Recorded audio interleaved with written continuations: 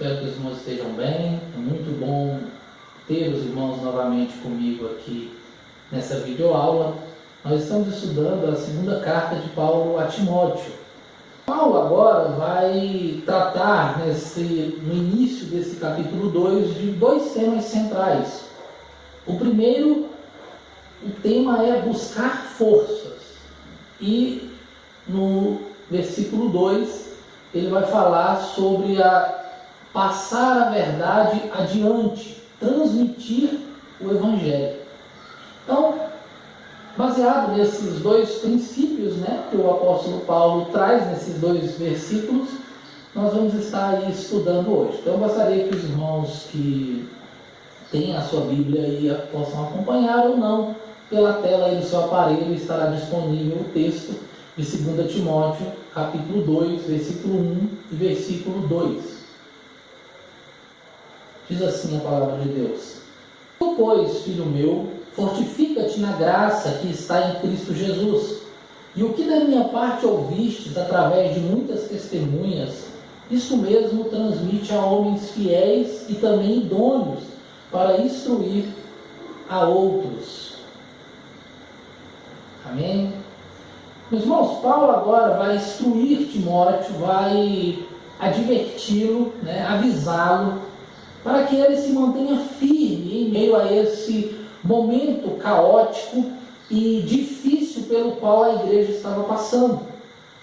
A igreja, como sempre na história do povo de Deus, havia aqueles que tinham permanecido fiéis à palavra, ao compromisso com Deus, mas muitos haviam abandonado, muitos haviam se envergonhado de Paulo. O próprio apóstolo Paulo, no encerramento do capítulo 1, fala que o irmão que o ajudou não se envergonhou das algemas dele.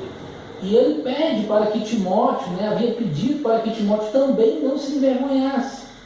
Muitos estavam se envergonhando, muitos estavam se acovardando.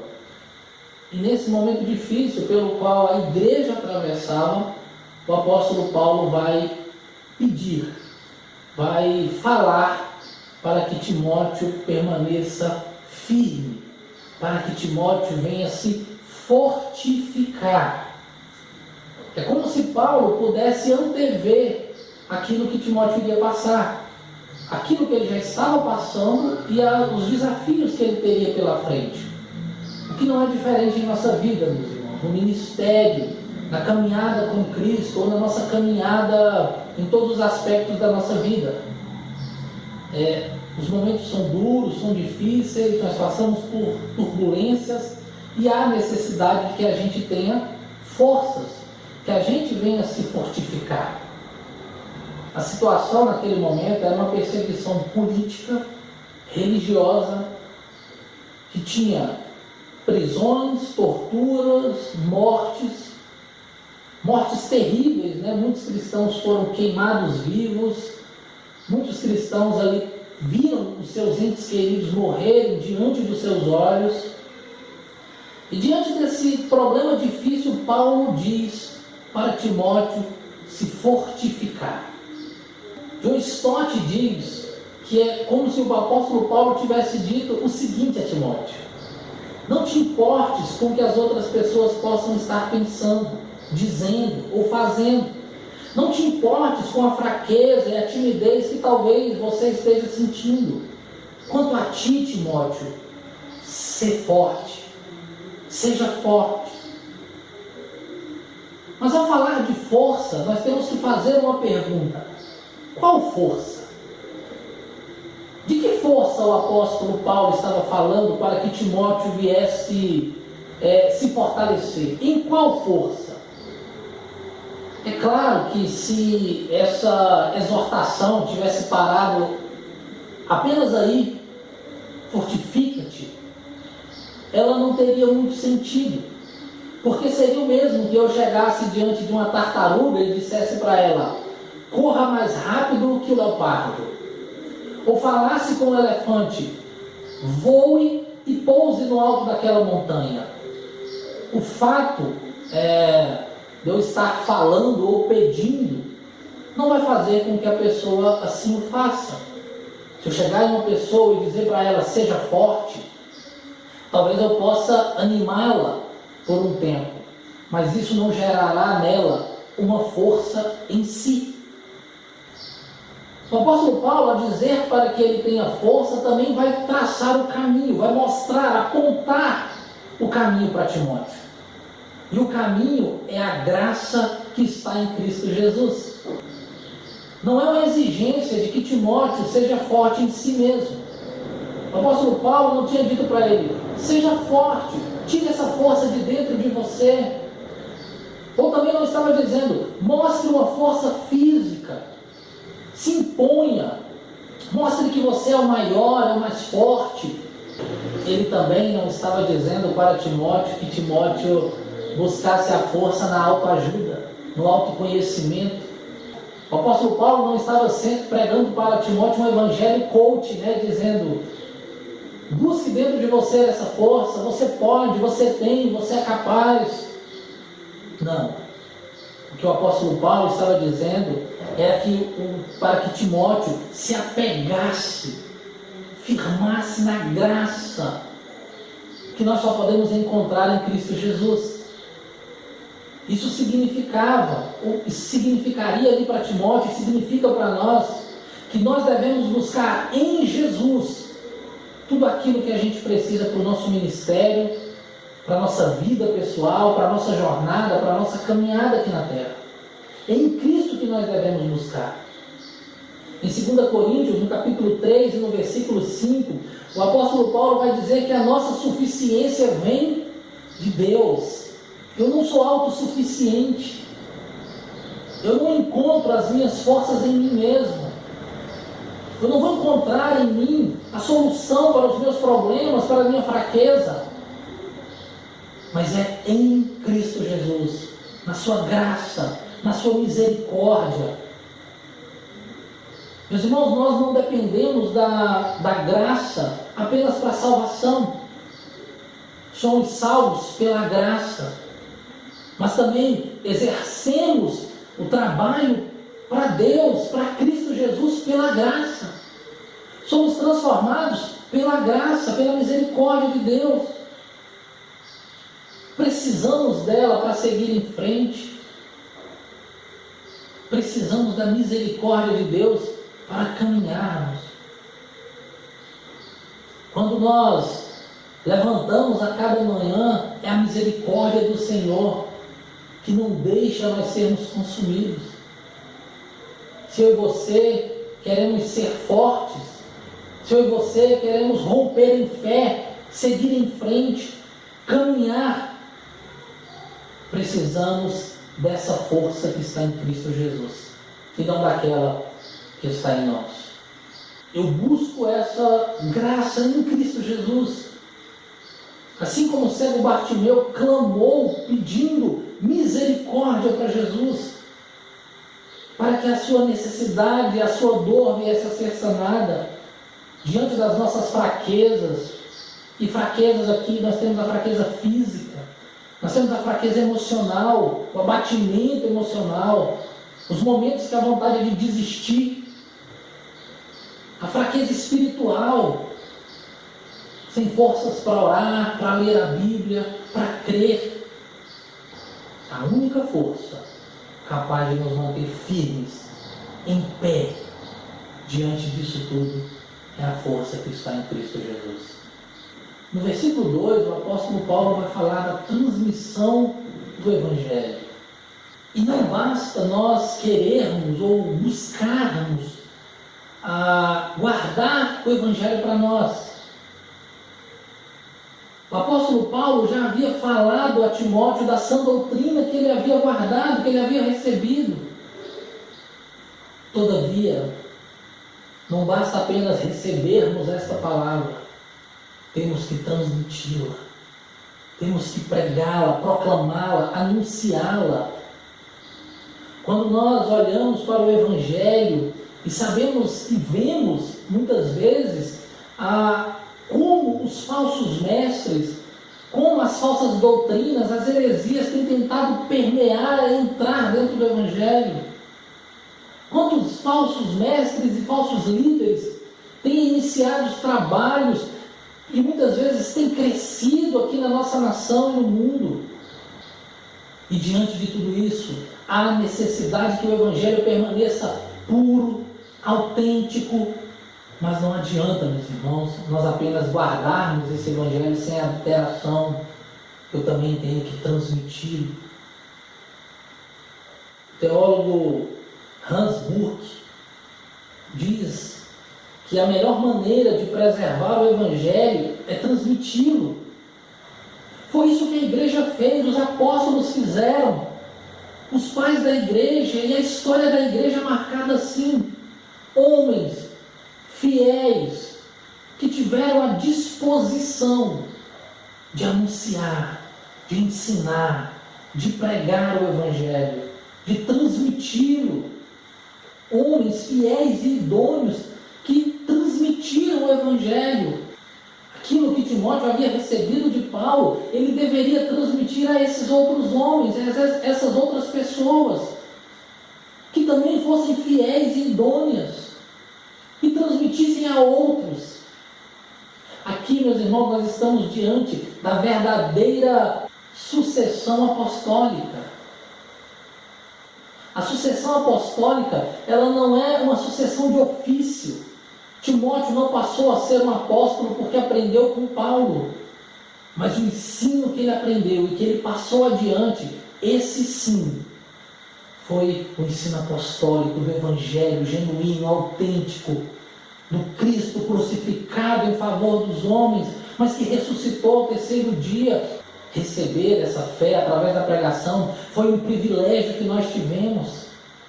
Mas isso se converte em uma responsabilidade, que é a responsabilidade de transmiti-lo.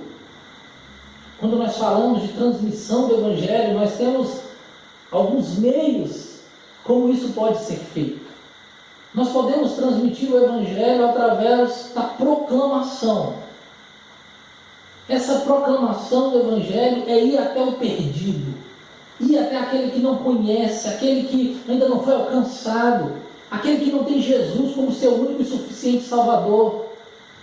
Eu sempre costumo dizer e bato muito nessa tecla: nós temos que ser proclamadores no mercado, no açougue, na farmácia, na padaria, onde nós estivermos, no nosso trabalho, na escola, na faculdade. Temos que falar do Evangelho.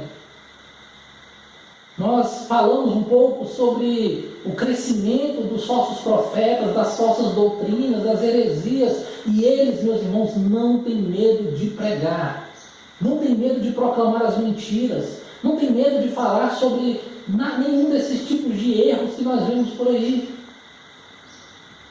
E nós, que temos as sãs palavras, a sã doutrina, o Evangelho genuíno, a palavra de Deus, muitas vezes nos calamos.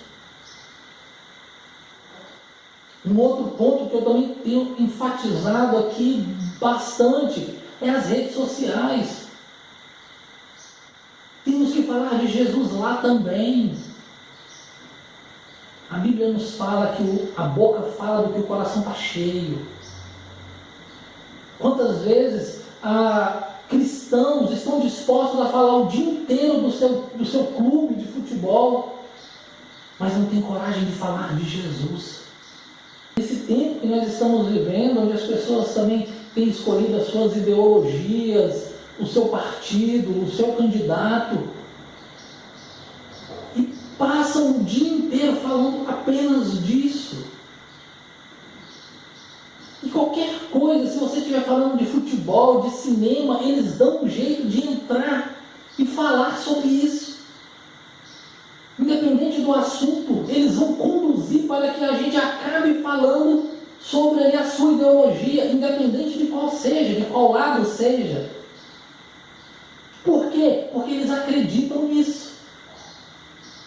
Então, meus irmãos, se nós cremos que o Evangelho salva o homem do inferno e da condenação eterna, as nossas conversas têm que conduzir a Cristo. Os nossos momentos em que nós estivermos conversando sobre alguma coisa, eu não posso perder a oportunidade de falar de Jesus. Eu não estou aqui, meus irmãos, irmãos, falando que é errado a pessoa que fala de futebol, ou que fala da sua ideologia, que fala daquilo que ele acredita, mas eu estou dizendo que a nossa prioridade como cristãos é o reino de Deus, é o Evangelho. Faça agora, aí, você que está me vendo agora, me ouvindo, faça uma reflexão. Quantas vezes durante o dia você fala de outros assuntos, de outras coisas que para você é muito importante? E quantas vezes você fala de Jesus? Mas eu falo falar verdadeiramente de Jesus, de salvação, de um Jesus que salva, que morreu por nós. Quantas vezes nós compartilhamos isso nas nossas redes sociais? Quantas vezes nós conversamos com pessoas sobre Jesus? Quantas vezes nós temos feito isso? Temos que proclamar o Evangelho. E essa tem que ser a prioridade em nossas vidas. Uma outra maneira é o ensino. O ensino pode ser na escola dominical, pode ser numa videoaula como essa, pode ser em algum estudo que as pessoas às vezes se reúnem para ali compartilharem da palavra de Deus. Geralmente, essa transmissão é para pessoas que já tiveram um encontro com Jesus, na maioria das vezes, e precisam amadurecer na fé, precisam aprender. Isso é para todos nós precisamos estudar dia após dia a palavra de Deus. Então, o estudo também é uma maneira de transmitir o Evangelho, de comunicar e reforçar o entendimento sobre a aplicação do Evangelho na vida do crente e na vida da igreja. Para encerrar, e não menos importante, o discipulado. Podemos e devemos transmitir o Evangelho através do discipulado. E aqui, meus irmãos, todo crente foi chamado para discipular. Quando nós falamos de proclamar, todo crente foi chamado para proclamar. Quando nós falamos de ensinar, Deus chamou os mestres, capacitou, deu o dom do ensino para alguns. Nem todos vão conseguir dar um estudo, trazer um ensino, mas proclamar e discipular, todos os cristãos têm essa responsabilidade. Todos nós temos a responsabilidade de fazermos discípulos. Quando nós olhamos para a Bíblia, nós podemos ver Barnabé e Paulo e Silas, Paulo e o próprio Timóteo. Nós temos vários momentos em que homens foram usados por Deus para ensinar outros homens. Nós vemos Josué caminhando com Moisés até o dia que ele assume o povo de Israel, a liderança do povo de Israel. E nós temos o maior exemplo de todos, Jesus de Nazaré, o nosso mestre, que escolheu 12 homens para estar com ele, para andar com ele, para estar com ele no momento do milagre, mas também estar com ele quando ele chorou, para estar com ele no momento que ele se cansou, que ele teve sede. O discipulado, meus irmãos, é feito não de uma proclamação apenas, de um ensino, mas no dia a dia. E aqui cabe também uma outra pergunta retórica. As pessoas que estão à sua volta estão aprendendo mais de Jesus com você? Eles veem o estudo de Jesus em você? Você é a pregação que eles estão vendo andar e caminhar? Quando olham para as suas atitudes, para a maneira com que você trata o próximo, para a maneira com que você se comporta diante das situações, eles veem quem? Jesus. Devemos discipular. É claro que para falar de discipulado é necessário um estudo com algumas aulas, mas aqui eu gostaria apenas de reforçar a necessidade de nós estarmos discipulando, sermos discipuladores uns dos outros. Eu não falo aqui que nós devemos ter discípulos no sentido de ter pessoas à nossa volta que vão fazer tudo o que nós mandarmos e que nós vamos doutriná-las. Não, eu falo de relacionamento. Uma coisa que as igrejas têm perdido. Muitas vezes muitas igrejas têm se comportado como um clube social, onde as pessoas entram e saem, vão ali apenas para consumir algo e terminaram de consumir e vão embora. Mas o propósito da igreja não é esse.